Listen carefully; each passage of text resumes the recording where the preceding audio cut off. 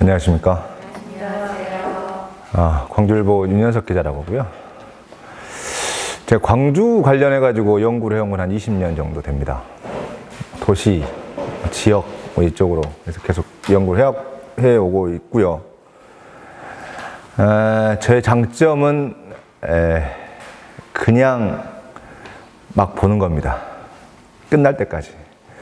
이 자료들은, 여기 있는 자료들은 국가기록원 자료를 기반으로 한 겁니다. 조선총독부가 낸 공문서를 기반으로 한 거죠. 그러다 보니까 어찌됐든 지금까지 나온 이야기들보다는 훨씬 근거가 명확합니다. 그런 면에서 보면 지금까지 있었던 얘기하고는 좀 다른 얘기들이 여러분들한테 들릴 수도 있을 것 같습니다. 사실 일제 근대 개발이 왜 중요하냐? 그들이 만들어 놓은 틀이 아직도 여전히 유효하기 때문입니다. 그러니까 광주의 개발이 지금 왜 이렇게 되고 있는지에 대해서 오늘은 한번 그 이유를, 배경을, 원인을 한번 찾아보는 뭐 그런 시간으로 생각하시면 좋을 것 같습니다.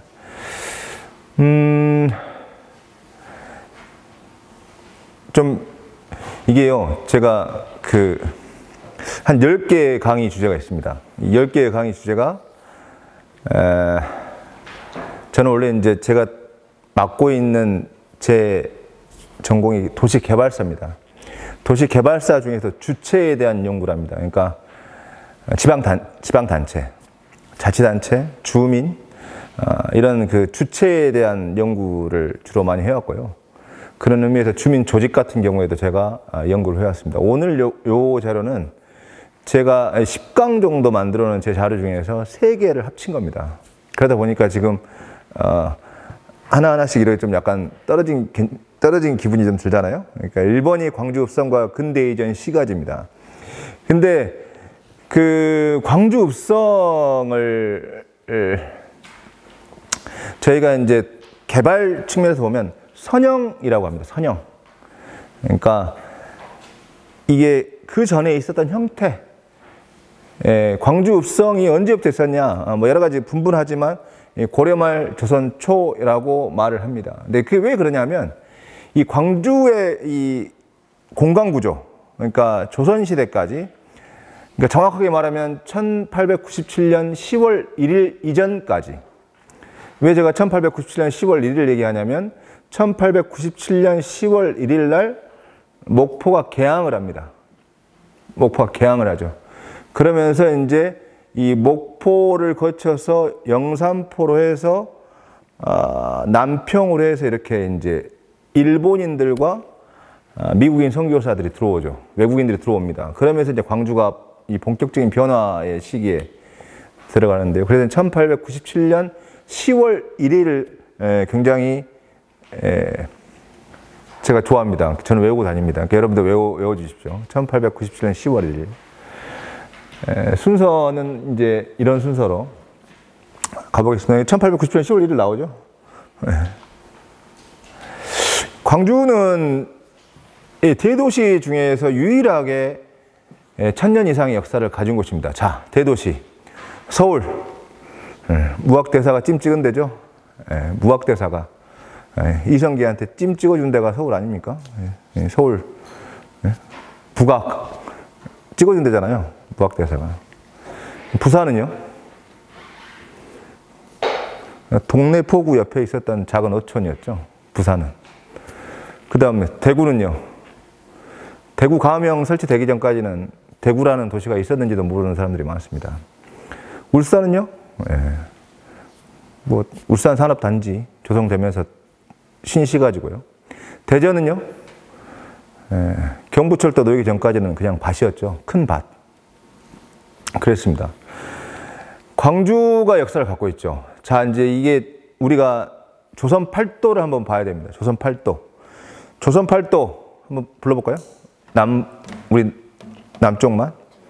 전라도, 전주, 나주, 충청도, 충주, 청주, 강원도, 강릉, 원주, 그 다음에 경상도, 경주, 상주. 이겁니다, 여러분. 그러니까 조선시대까지는 이들 도시들이 주축 도시였죠. 전라도를 보면 전주와 나주가 핵심이었죠. 1895년에 이제 이게 23부로 찢어집니다. 이게 일제의 영향을 받아서 23부로 찢어지면서 23부제가 도입이 되죠. 이게 지방행정체제를 좀 아셔야 됩니다. 23부제. 23부제가 들어오면서 이 전라도에는 3개의 부가 생깁니다. 3개의 부가 어디에 생깁니까? 전주부, 그 다음에 남원부, 그 다음에 나주부, 이렇게 3개가 생깁니다.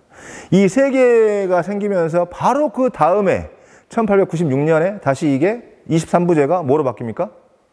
13도제. 13도제. 13도는 뭡니까? 큰 도를 절반씩 나누는 거죠. 자, 전라도는 전라북도, 전라남도. 경상도는 경상북도, 경상남도. 충청도는 충청남도, 충청북도 이렇게 나누는 겁니다. 이렇게 나눌 때 이 전라남도의 관찰부가 갑자기 나주가 아니라 어디로 옵니까? 광주로 옵니다. 이게 신기한 이야기예요. 근데 그 신기한 이야기를 듣기 전에 이 광주의 위치를 봐보면 저희가 다 아시다시피 저희가 도시 유적을, 세계의 도시 유적을 보면 도시가 유래된 데는 전부 다 어디입니까? 강가죠, 강가. 자, 나일강. 그 다음에 또 뭐 있습니까? 유프라테스강. 예? 그 다음 또 뭐였어요? 황하강. 또 뭐예요? 인더스강. 뭐 이런 거 있잖아요. 마찬가지로 우리나라 광주도 마찬가지로 맨 처음에는 어디에 있었겠습니까? 영산강. 이쪽 근처에 있었겠죠, 사실. 근데 영산강 근처에 있다가 어떻게 됐겠어요? 우리나라는 누가 침입을 많이 했습니까? 외구들이 엄청 침입을 많이 했죠. 계속 쫓겨 올라왔을 거라고 추정합니다. 쫓겨 올라왔을 거라. 그게 이제 뭐 신창지구나 뭐 이런 것들이 지금 현재 영산강 이쪽 하류 쪽 밑에, 광주 쪽 밑에 있잖아요. 그래서 이렇게 지금 올라오는 거잖아요. 그래서 무진, 도덕, 고성이라는 게 있습니다. 이 무진주. 여러분 들어보셨습니까? 신라시대, 구주, 오서경. 구주해서 구주 중에 하나가 무진주죠. 무진주. 무진주가 이제 광주의 이름이었습니다. 이 무진주가 광주의 이름이었다가 이제 나주가 성장하게 되는 배경은 여러분 다 아시죠? 누구요? 태조란다. 태조 왕건이죠. 왕건. 왕건의 두 번째 부인? 오씨 부인. 오씨 부인이 나주의 이제 사실 호족, 오다련? 뭐 이런 사람 호족이어가지고 나주가 이제 급성장을 고려시대 때 하는 거고, 고려 이전에는 사실 무진주라고 불렀던 광주가 좀 더 큰 도시였던 거죠. 근데 이제 이게 시간이 지나면서 이제 이거 쭉 나오죠. 시간이 지나면서 이제 사실 930년에 이제 무주가 광주가 됩니다. 930년에 좀 의미가 있습니다. 도덕부 설치했고요. 그래서 이제 도덕부를 설치하니까 우리가 무진도덕고성이라고 합니다. 이 무진도덕고성이 어디 있냐?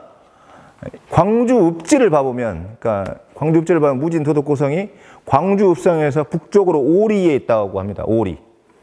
자, 심리는 발병 나죠. 네? 못 가서. 심리가 몇 킬로입니까? 4km. 그러면 오리면 2km. 2km면 읍성에서 놓고 봤을 때 2km면 어딜까요? 북구 어디 근방이겠죠. 지금 현재 북구의 북동, 임동 이쪽 근처에 격자형 무늬가 좀 이따 보여드리겠습니다. 격자형 무늬가 나타납니다. 격자형 무늬. 격자형 무늬. 격자형 무늬 이거 혹시 아신가요? 격자. 이렇게 반듯하게. 여러분 눈길에 길을 가면 여러분들이 반드시 걸은 것 같죠? 네. 눈길에 길 가면 반드시 걸은 것 같잖아요. 근데 딱 걸어가지고 위에서 딱 내려다보면 어떻게 걷고 있습니까? 네, 오락가락 걷고 있죠? 반드시 그은 길은 뭡니까? 인위적으로 개발한 거죠. 괜히 고대, 이게 이제 사실 뭐 고대까지 이야기를 가야 되겠습니다만, 뭐 거기까지는 얘기를 안 가겠고요. 그런 격자의 무늬가 나타납니다. 좀 이따 보여드릴게요. 그래서 이제 여기 보시면 조선시대 때 이게 이제 여러 가지 광주가 있지만 정광도로 불릴 때가 있습니다. 전라도가.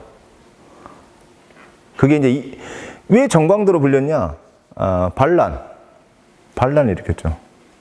그러니까 여기 보시면 충청도를 공홍도라고 했죠. 전라도를 정광도로 변경했죠. 이 공홍도는 어디가 해당이 되겠습니까? 공주, 공흥도, 흥양 두 개를 골랐던 게 충주하고 청주에서 반란이 일어났으니까 던져버리고, 전라도에 나주에서 반란이 일어나니까 나주를 던져버리고 정광도라고 한 거예요. 그러면 이게 이제 사실 광주의 위치가 정해지는 거죠. 아, 조선시대 때 광주는 전라남도에서 두 번째 도시였구나. 이게 이제 저희가 추정할 수 있는 거죠. 광주가 근데, 자, 여러분, 조선시대의 지방행정 체계에 대해서 한번 배워보시죠. 뭡니까? 우리나라는? 뭐예요? 지방행정을 어떻게 다스렸습니까? 부, 목, 군, 현이죠. 그러니까 부는 어차피 이제 한성부, 뭐 수원부, 뭐 이런 경기도 근처 수도권에 줬고요. 그 다음에 지방에서 가장 큰 도시는 목으로 했죠.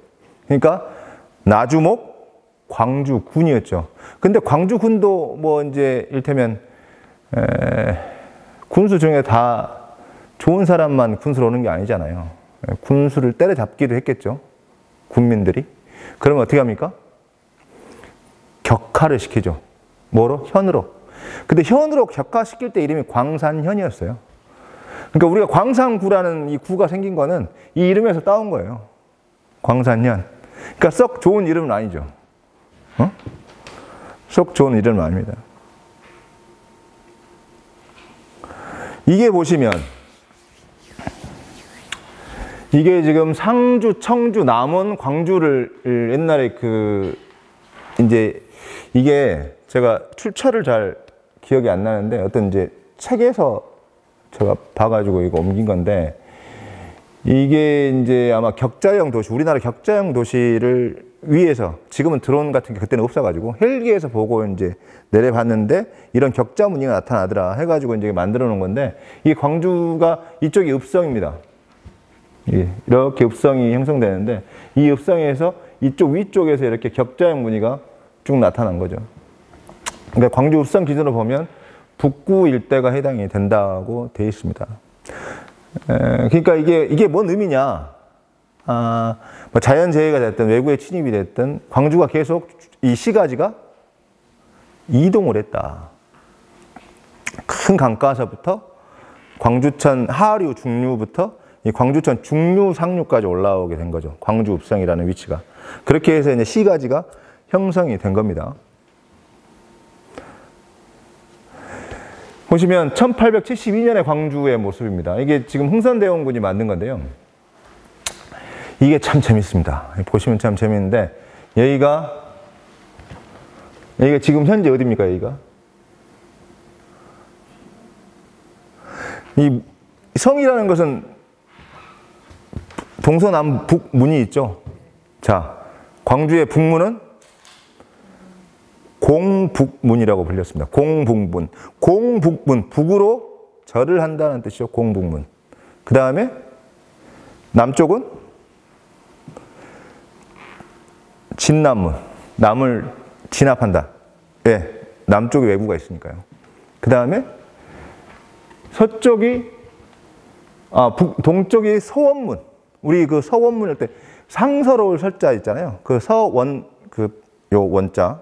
원나라 원자, 그 서원문, 그 다음에 광리문이라고 불렸습니다. 서문이. 이렇게 4대 문이 있었죠.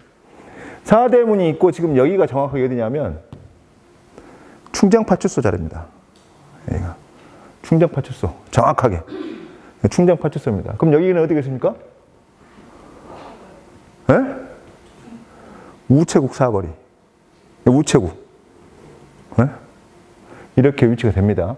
지금 이런 그 읍성 구조가 되어 있고, 읍성에서 가장 중요한 공간 중에 하나가, 읍성 외부의 공간 중에 하나가 경양방주.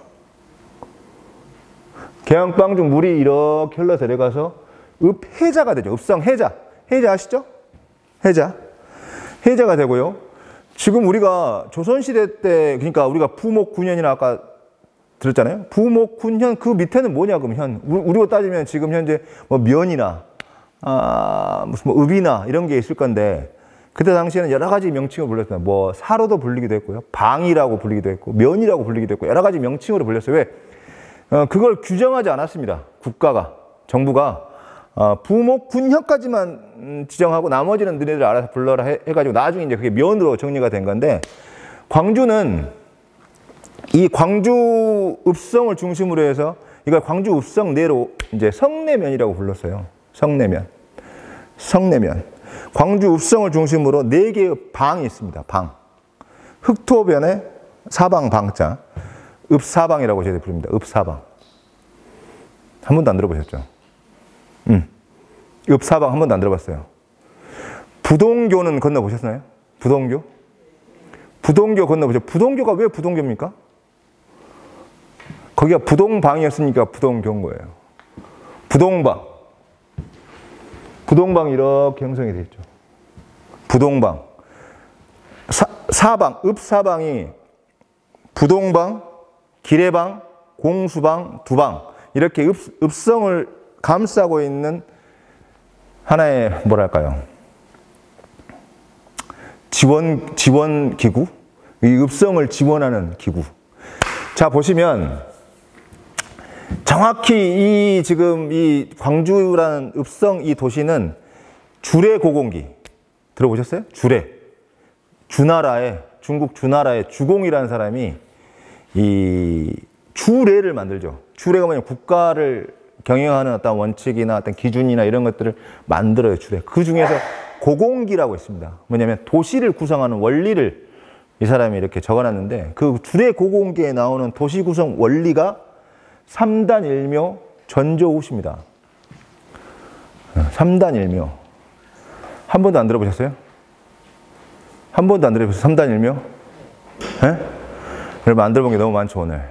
네, 3단 1묘. 자, 3단. 사직단, 어디서 많이 들어봤죠? 네?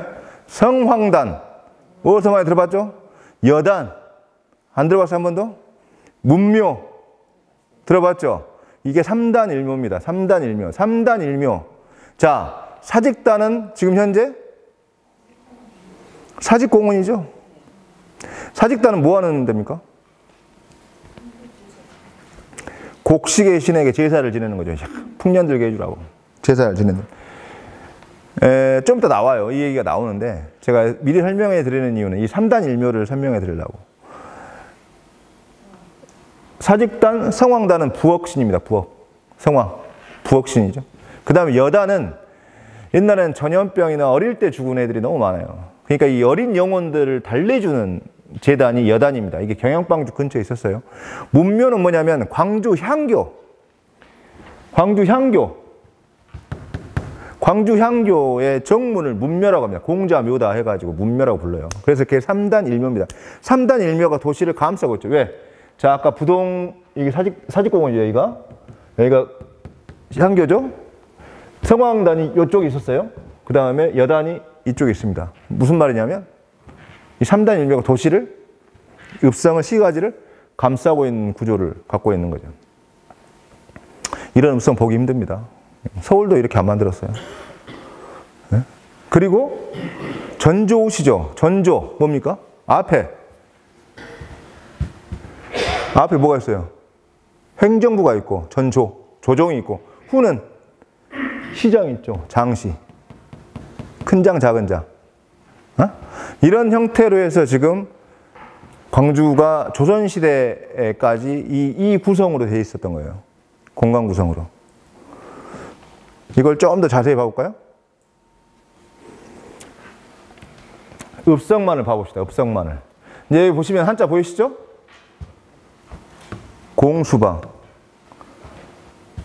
기래방. 자, 두방은 왜 두방일까요? 말 두자를 씁니다. 아까 경양방죽 저희가 보여드렸죠. 호남에서 가장 큰 역, 우리 말맞자에 들어가죠. 그 역을 이 역참제도를 운영했잖아요. 역참제도를 왜 운영합니까? 나라 정보를 말로 이제 이렇게 하는 거죠. 암행어사 출두할 때 암행어사 앞에 말이 몇 마리 찍혀져 있냐에 따라서 어사의 급이 정해지는 거죠. 경양역은 약 20마리의 말을 키웠습니다. 엄청 많죠? 엄청 많습니다. 호남에서 가장 큰 역이었죠. 경양역. 경양역을 운영을 하려면 뭐가 필요합니까? 자금이 필요하죠. 네?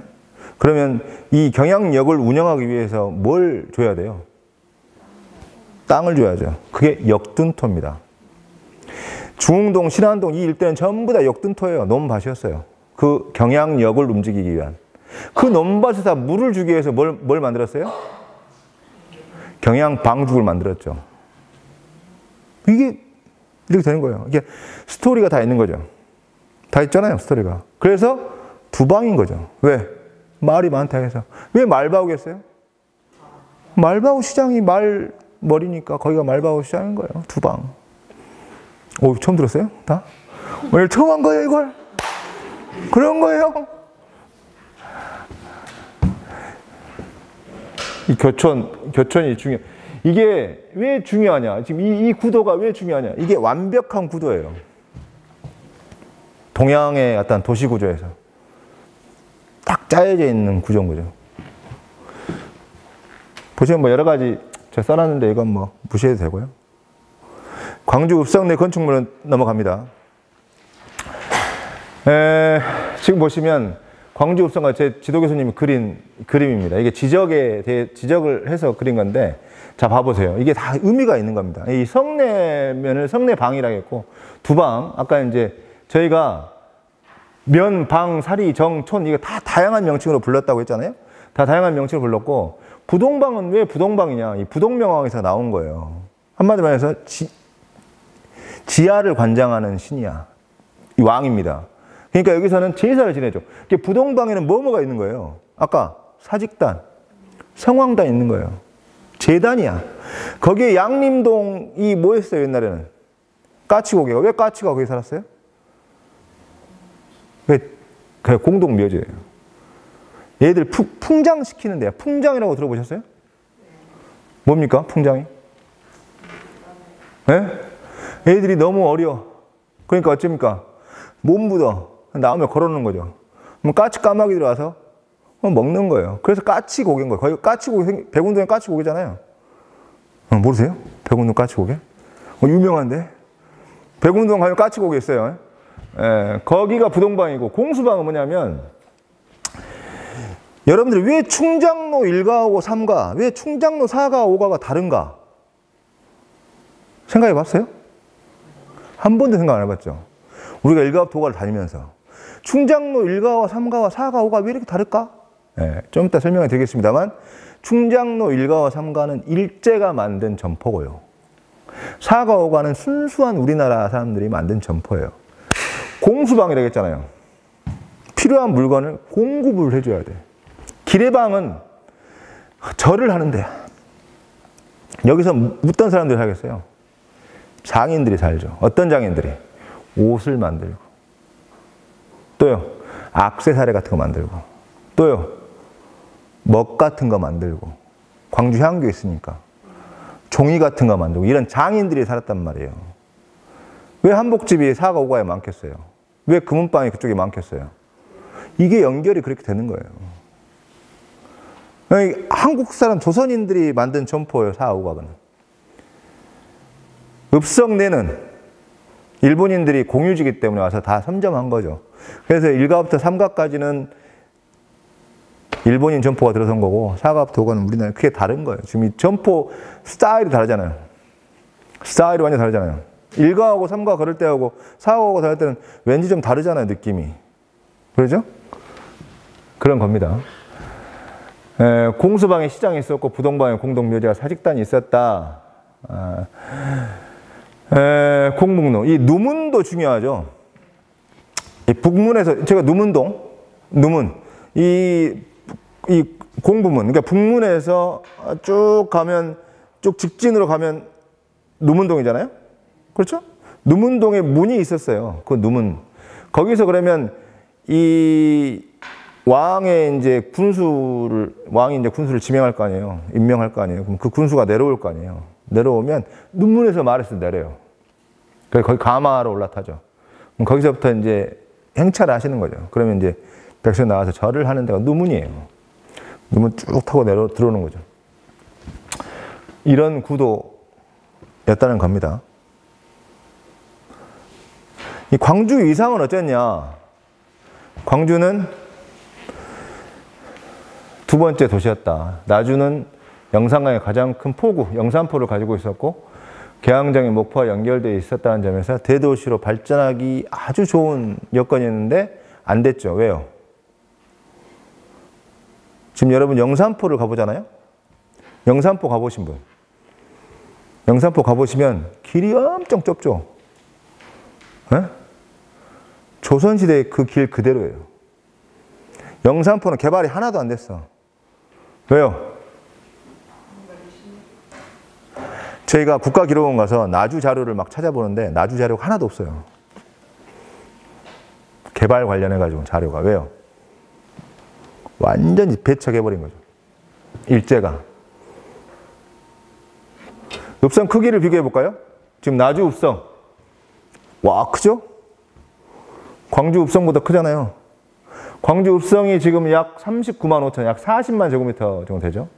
광주 읍성이 84예요. 그러면 약 2배가 넘죠. 그 위상의 차이를 보여주는 거예요. 도시의 위상의 차이를. 이거는 우리나라뿐만 아니라 서양도 마찬가지입니다. 여러분 유럽 가시면 성 있잖아요. 성 크기에 따라서 도시의 크기가 다른 거예요. 왜? 성은 원래는 행정 관청을 모아놓은 데죠. 그렇죠. 왕이 사는 데거나 아니면 뭐 봉건 영주가 사는 데거나. 그러다가 어쩝니까? 전쟁이 일어나면 밖에 사는 주민들 전부 다 성 안으로 보호를 해야 되잖아요. 그럼 성이 그 백성들 수에 따라서 성이 크기가 정해져야 될 거 아니에요. 그러니까 달라진 거죠. 순천 읍성, 전라 자수영성. 이게 1907년 일제통감부가 성벽처리위원회를 만들면서 깨지기 시작합니다. 성벽처리위원회, 일제통감부. 그러니까 우리나라가 사실 뭐 강제병합 1910년 뭐 해가지고 했다라고 하지만 사실상 도시나 우리나라에 영향을 준 거는 이미 19세기 후반부터 일제통감부 때 결정에 달하는 거죠. 도시 위에다 올려봤어요. 일제가 들어와가지고 1907년에 지방제도를 개정하면서 이게 이제 얘들이 이 지방구역을 어떻게 나눌 것인가를 고민해 벌써부터. 강제병합 전에 이미 야, 지방을 어떻게 우리가 손질할 것이냐. 지금 보시면 전라도 지도거든요. 전라도 지도를 이제 군으로 나누는 거예요. 신안, 뭐 이렇게 다 나눠지는 거 보면 뭐 나주, 광주, 뭐 크기나 위치나 이런 것들이 일제가 그때 구상해 놓은 거하고 거의 비슷해요. 거의 차이 없습니다. 이게 이제 저희가 서류를 해가지고 행정구역 개편에 들어가는 거고. 1911년에 조선총독부 기밀문서를 저희들이 이제 발견하죠. 거기서 기밀문서에 보면 전남도청을 누가 갖느냐를 갖고 싸움을 해요. 1911년에. 목포, 광주, 나주가. 근데 왜 이 문제가 생기냐? 왜 전라도에서만 이 문제가 생겼냐? 왜냐? 아까 이제 제가 잠깐 말씀드렸듯이 23부제에서 13도제로 갈 때 전라남도 관찰부가 왜 나주가 아니라 광주로 왔느냐? 그 이야기를 알아야 이걸 이해를 하는 거죠. 그때 당시 윤웅렬이라고 한 번도 안 들어보셨습니까? 친일파로 굉장히 유명하신 분이죠. 전남 관찰사를 하셨고. 이 윤웅렬이라는 분이 관찰사로 명을 받았을 때가 1897년인가? 6년인가 기었을 거예요. 저 자세하게 기억 안 나지만. 그때 갈 때 단발령이 내려가지고 나주에서 의병 봉기가 엄청 일어나요. 그래서 나주 목사를 비롯해서 이 관아의 그 행정 관료들이 전부 다 목이 잘리거나 도망을 치거나 그런 상황이 생깁니다. 그러니까 윤웅렬이가 나주로 가고 싶겠어요? 안 가고 싶죠. 그러니까 어디에 눌러 앉은 거예요? 광주에 눌러 앉아버린 거예요. 나주로 안 가고. 이것 때문에 이게 지금도 마찬가지지만 여러분도 마찬가지입니다. 지금 광주광역시장이 있는 곳이 근무하는 곳이 광주예요. 예? 여러분 이거 명확합니다. 이거 우리 법적으로 정해져 있는 거예요. 지방자치단체장이 근무하는 곳이 지방자치단체입니다. 그러니까 다시 말해서 전남도지사가 근무하는 데가 전남인 거예요. 마찬가지로 전라남도의 관찰사가 어디에서 근무하느냐에 따라서 관찰부 위치가 달라지는 거죠. 그러니까 나주에서 광주로 관찰부가 바뀐 거예요. 이 때문이죠. 그러니까 김창희 군수 책임자가 나중에 부임을 하던 광주가 이제 도망쳐 광주 도착했다. 이거를 이 문서에서 적어놨어요. 이 문서에. 그때 우리가 전남도청을 결정할 때, 관찰부를 결정할 때 너네들이 이거 너무 대충 결정했다. 그러니까 조선총독부 애들이 들어와가지고 1911년에 다시 검토하는 거예요. 3개 지역을 놓고. 원래 관찰부가 있었던 나주, 현재 관찰부가 있었던 광주, 그 다음에 일본인들이 엄청나게 모여 살면서 시가지로 엄청나게 발전하고 있는 목포. 이 3개의 도시를 갖고 구상을 한 거예요. 보시면 이제 1895년, 1890년 나오죠? 네? 이게 한 장이네요. 그래요. 근데 이제 결국에 광주에 남습니다. 광주에 남아요. 근데 이제 광주가 이 나주한테 사실 조선시대까지 밀렸잖아요. 일제강점기 되고는 목포한테 밀려요. 보시면 1906년에 목포 이사청을, 여러분 지금 명칭이, 공무원 명칭이요. 이사관이 있잖아요. 이사관이 우리 몇 급인가요? 2급입니다. 이사관. 그 이사관이라는 명칭이 나오게 한 게 이사청이에요. 목포 이사청을 설치하죠. 영사관 대신에. 뭡니까? 이제 드디어 우리가 조선을 접수하겠다는 뜻이죠. 영사관을 없애고 이사청을 설치하죠. 그때 이사청을 설치하면서 광주에다가는 부이사청을 설치해요. 그러니까 광주는 목포에 이어서 2번째 도시라는 거죠. 그렇죠? 그렇게 해서 직제해서 이제 목포가 선임기관이 되고, 목포는 이미 1910년 10월 1일 날 목포부로 승격을 해요. 좀 이따 여러분들 설명을 드리겠습니다만 이게 무슨 말이냐. 일본인이 많이 사는 동네를 시가지로 만든 거죠. 그 시가지를 확장해 나간 것이 현재 광주예요. 좀 이따 봐보겠습니다만 지도를 보고. 보시면 뭐 전남도청에 대한 이야기는 생략하도록 하겠습니다. 이게 이제 그 면폐합 서류죠. 보시면 그 1914년에, 그러니까 이 일제가 토지조사 사업을 시작합니다. 토지조사 사업을 왜 시작할까요, 일제가? 응? 아니, 뭐가 있는지를 알아야 될 거 아닙니까? 나라를 먹었으면 나라에 뭐가 있는지를 알아야 돼. 토지조사 사업을 하는 거죠. 이 토지조사 사업을 하면서 이제 토지 소유 문제 다 파악을 하죠. 당시에 토지 소유 문제를 싹 파악을 했을 때 양반들은 좀 글을 아니까 나름 좀 갖고 있었을 거예요. 근데 글을 모르는 평민이나 이런 사람들의 문서들은 당시 땅 문서인 줄 알았는데 땅 문서가 아닌 경우도 많이 있었을 거예요. 그랬을 거 아니에요. 글을 모르니까. 그러니까 그런 경우에 어떻게 합니까? 다 뺏긴 거죠. 그게 이제 동양척식 주식회사라고 그 회사가 생긴 거예요. 이제 보시면 이게 지금 광주면을 이 합치려고 하는, 밑에 보시면 이 작은 선이 있잖아요. 이렇게. 작은 선들이 있어요. 이렇게. 보시면 이렇게. 이게 이제 44개 면을 14개로 이제 몇 개더라? 잠깐만요. 하나, 둘, 셋, 넷, 다섯, 여섯, 일곱, 여덟, 아홉, 열, 열하나, 열둘, 열세, 열네, 15개. 15개로 개편하는 거죠. 41개면을 15개로 개편하는 겁니다. 그러니까 뭡니까? 지나치게 행정구역을 자기가 통치하기 편하게 짜 맞추는 거죠. 그러면서 이제 우리 있었던 면 명칭들이 사라지게 된 거죠. 이 확장 부분에 대해서는 제가 조금 이따 설명을 해드릴게요. 보시면 면폐합 하기 전에 44개 면일 때 이게 지금 광주군이고요. 면폐합하고 나서 광주군입니다. 어떻게 보면 좀 약간 촘촘했죠. 그 전에 훨씬 촘촘하던 것이 굉장히 느슨해졌죠.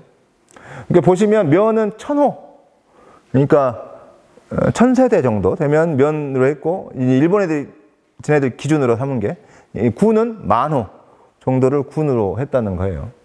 1913년에 이제 이렇게 정리를 했다라고 인가를 받았고, 1915년에 보시면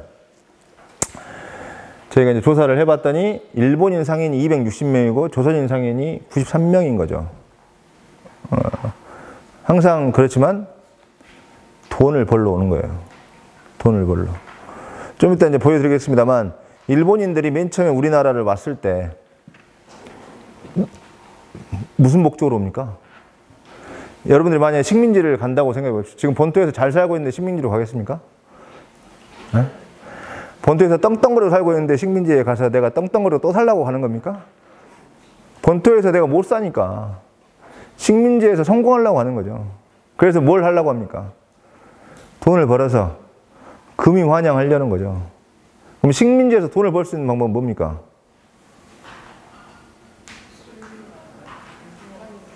장사를 하거나 지금처럼 땅 투기를 하거나 둘 중에 하나를 해야죠. 그래 돈을 많이 벌죠.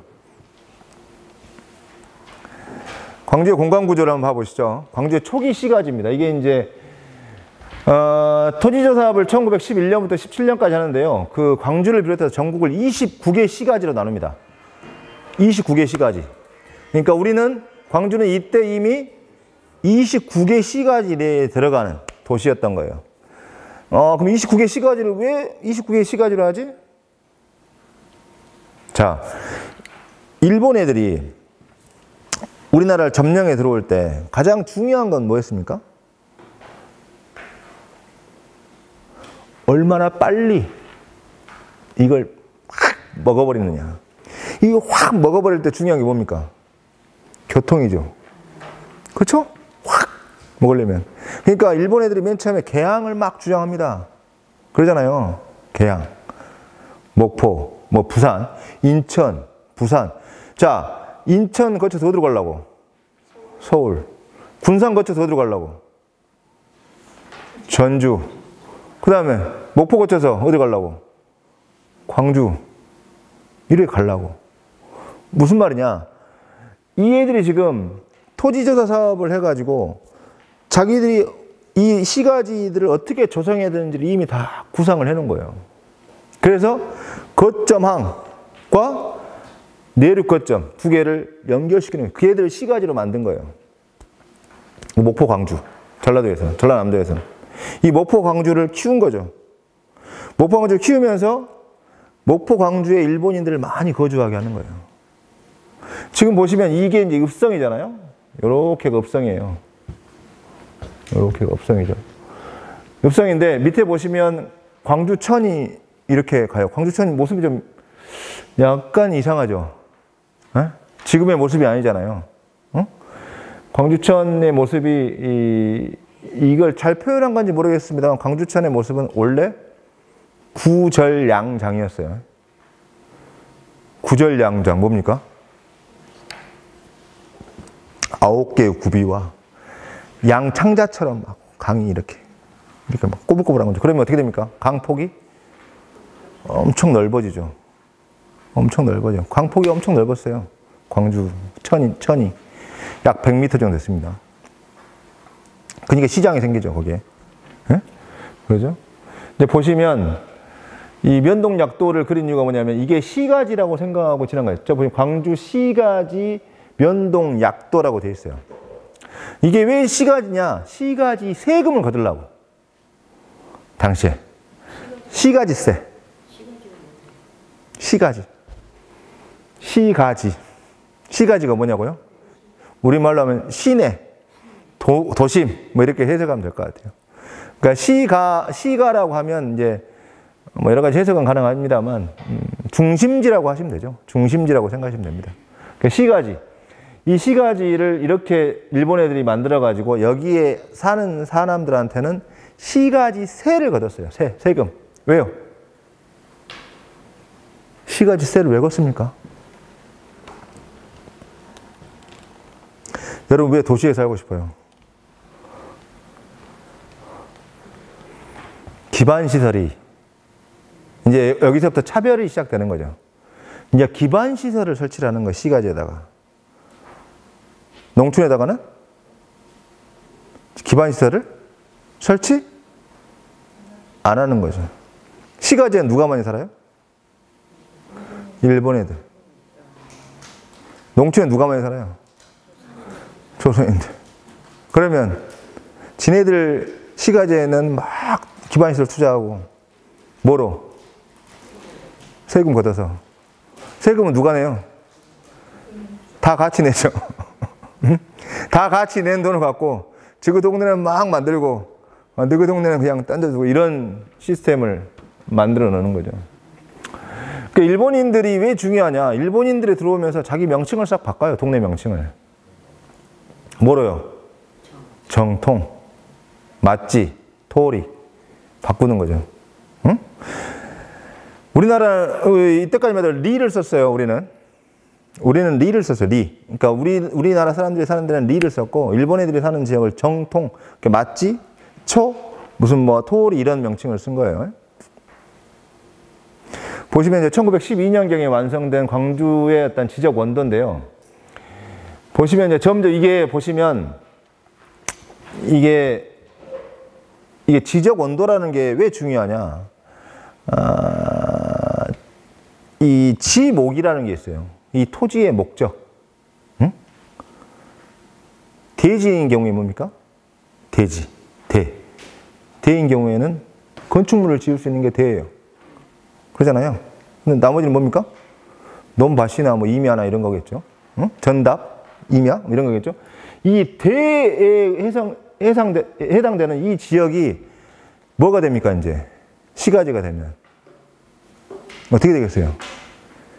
잘게 쪼개지겠죠. 이해 못하셨어요? 시가지가 되면 이 토지가 잘게 쪼개져. 옛날에는 막 높이 지을 수 있었습니까? 높이 못 지었잖아요. 그럼 어떻게 지어요? 땅을 나눠요. 땅을 나눠서 작게 짓는 거예요. 마찬가지로 이 대지가 수없이 쪼개지기 시작하는 거예요. 맨 처음에는 컸는데 큰 대지가 계속 나눠지는 거죠. 이게 이제 도시화라고 저희들이 불러요. 이 지적 원도를 보면서 도시화를 가늠해 볼 수 있는 거죠. 보시면 면적이 적고 촘촘하게 돼 있어요. 남문, 서문, 노문 일대. 이런 거 촘촘하잖아요. 굉장히 촘촘하잖아요. 이게 잘게 쪼개졌단 말이에요. 잘게 쪼개졌다는 건 뭐예요? 인구가 많이 산다는 거예요. 이렇게 안 쪼개진 거. 이 안 쪼개진 건 뭐예요? 공공기관이죠. 읍성 내에 있는 공공기관들. 큰 것들은 안 쪼개졌죠. 공공기관들이 아직도 있다는 것을 알 수 있는 거예요. 읍성 내부의 토지 용도를 한번 봐볼까요? 보시면 읍성 내부에 보시면 이 국가 소유, 이게 어차피 이건 다 국유지예요.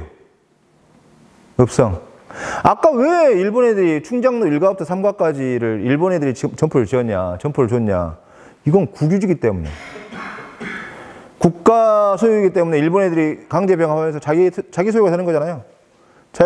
자기 소유가 됨과 동시에 일본 애들이 막 넘어온 일본 애들한테 뭘 주는 거예요? 토지를 값싸게 넘겨주는 거죠. 왜? 잘 살라고. 응? 그렇게 하는 거예요. 지금 이렇게 돼 있고, 뭐 국어 뭔지 아시죠? 도로 이렇게 구성이 됐죠. 보시면 상당히 좀 불규칙하긴 하지만 좀 이렇게 쭉쭉 정연하게 몇 개의 도로가 딱 돼 있죠. 크게. 상당히 밭이 있었다는 것도 알 수 있어요. 왜 밭이 있었겠어요? 왜 밭이 있었겠어요? 여기는 일반 주민이 살 수가 없죠. 그럼 누가 삽니까? 광주 읍성 내에서는. 관리들, 아전들, 또 그 관리와 아전을 먹여 살려야 되는 그 숱한 머슴들, 아낙네들 살았겠죠. 그 사람들이 여기 밭에서 해서 먹여 살렸다는 거죠. 예? 관리들을. 이게 보시면 이제 도시의 공간 구조. 이게 지금 현재 광주 읍성이라고 봐야 되겠죠. 광주 읍성. 경양지, 경양방죽이죠. 광주천이 지금 지금과 같은 직강화 형태가 아니라는 걸 볼 수가 있어요. 직강화 형태가 아니죠. 그 다음에 경양방죽 중흥동, 신안동 일대 그 역둔토를 했고, 보시면 해절 형성하고 광주천은 떨어졌죠. 지금도 동계천을 여러분들 추적해 나가면 동계천이 어디로 떨어진지 아세요? 양동 복계산가 밑에 보시면 거기에 동계천이 떨어져요. 동계천이. 동계천이 요 물길이죠. 요 파란색으로 해갖고 요래 가는 물길 하나 있죠. 밑에로 요렇게 해서. 이게 동계천이에요. 그러니까 동계천, 서방천, 무슨 뭐 영봉천, 뭐 이런 뭐 중심사천, 중도에는 광주천하고 만나고 원주교에서 뭐 이런 것들, 이런 천들이 이 경양방죽을 중심으로 해서 이게 존재를 하는 거예요. 존재를 하는 이런 구조를 보였다는 겁니다. 보시면 경양역이 굉장히 중요해요. 20마리 말을 관리했다는 거고, 경양방죽이 참 아름다운 명소였는데 지금 몇 시인지를 제가 모르겠네요. 50분. 1920년에 이제 광주 큰 장의 모습입니다. 이게 지금 보시면 이 큰 장이 2일, 7일, 그 다음에 작은 장이 4일, 9일인데, 보시면 큰 장이 공수방에 있었던 공수시, 부동방에 있었던 부동시 이렇게 두 개가 불러요. 큰 장과 작은 장이라고 하죠. 보시면 1915년에 일본인들이 조사를 해요. 도대체 이 큰 장에서 얼마나 많이 거래가 되냐. 왜? 이걸 조사를 한 이유가 뭐예요? 아니, 거래가 얼마가 된지 알아야 세금을 뜯죠. 조사를 하죠. 조사를 했더니 큰 장이 70일 영업을 했는데 14만 9,802원을 한 거예요. 어마어마한 돈이에요. 당시에 1915년에 광주 면의 예산이 10,000원이 안 돼요. 10,000원이 안 돼. 10,000원이 안 돼요. 10,000원이 안 되는데 애들이 14만 원을 거래한 거죠. 그만큼 어마어마하게 거래가 잘 돼요. 그러니까 호남에서 가장 큰 규모였던 거죠. 이 큰 장과 작은 장을 합쳐가지고 나중에 사정으로 옮겨가요. 사정시장. 지금 사동. 응? 사동. 그것이 어디로 옮겨가요? 양동으로 옮겨가요. 그것이 양동시장이에요. 이제 지명 얘기는 제가 안 할게요. 보시면 1897년 10월 1일 이후 광주의 변화가 보시면,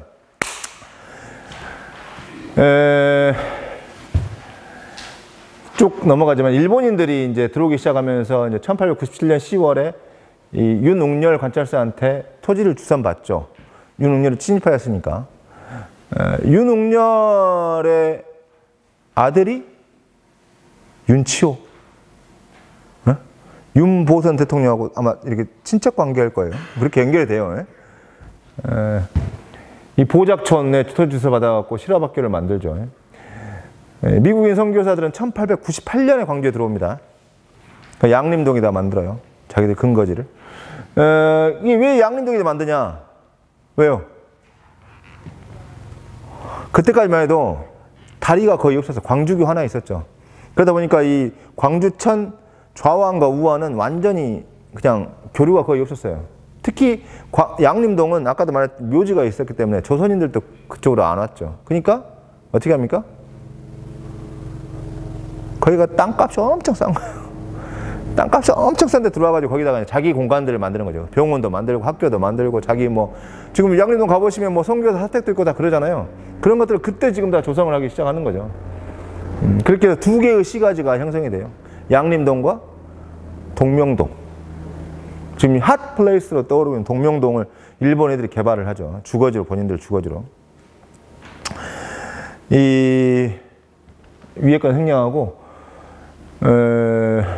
국도 1호선. 이 국도 1호선이 어디서 어디로 가는 겁니까? 목포에서 어디로 가는 거예요? 에?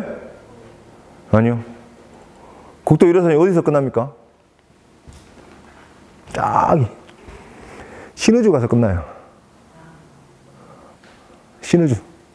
국도 1호선이 신의주까지 갑니다. 국도 1호선이 목포에서 시작을 해서 경성을 가서 경성에서 신의주까지 가면 이게 국도 1호선이에요. 이 국도 1호선을 만들 때 1907년에 만들죠. 이 1907년에 착공을 해서 만들기 시작하는데 그때만 해도 이 남한 대토벌 작전이라는 게 있어요. 1908년부터 1909년까지 했던 일본 애들 이제 의병들 싹 죽이죠. 싹 죽일 때 그걸 쓰는 거죠. 그 도로를. 왜요? 도로가 있어야 대량 수송이 가능하니까. 그러니까 도로공사의 첫 번째 용도는 의병, 기담이었다는 거죠. 이렇게 됩니다. 이미 그러니까 한일 합방 전에 강제 병합 전에 1906년 12월 말에 일본인 회를 구성해요. 일본 애들이. 예, 그때 보시면 41호 116명이나 살아요. 광주에 이미. 병합 전에, 강제 병합 전에요. 보시면 이게 이제 그 광주교 막 났던 때, 일본 애들이 장악한 사진이고, 밑에가 이제 광주교를 1935년에 재가설할 때의 모습이에요.